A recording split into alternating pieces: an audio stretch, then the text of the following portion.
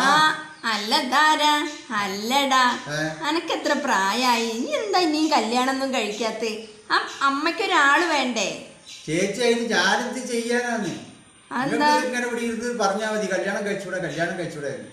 ഏത് വീട്ടിൽ പോയി പെണ്ണ് കാണാൻ വേണ്ടി പോയാലും ഒരു ചോദിക്കുന്നത് എന്താ വെച്ചാൽ അനക്ക് സർക്കാർ ഉദ്യോഗസ്ഥനാണോ കളക്ടറാണോ എന്നൊക്കെ ചോദിക്കും. ഏറ്റവും പാവപ്പെട്ട വീട്ടിൽ പോയാലും ഒരു അറിയാം അനക്കൊരു പിയൂണായിക്കൂടെ. അപ്പൊ ഞാനിപ്പോ എന്ത് ചെയ്യാനാണ് ഇപ്പോ? പെണ്ണിനെ കിട്ടണ്ടേ? അല്ല ഈ കോളേജിലൊക്കെ പഠിച്ചതല്ലേ, അനക്ക് അവിടുന്ന് ഒരു പെൺകുട്ടികളെ ലൈനാക്കാൻ കിട്ടിയില്ല?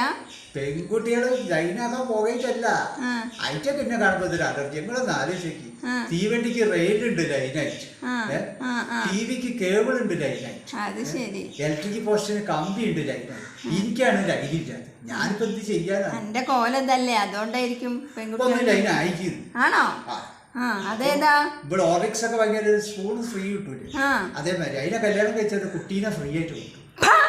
എന്റെ മോന്തയ്ക്ക് ഒന്നാണ് തന്നാൽ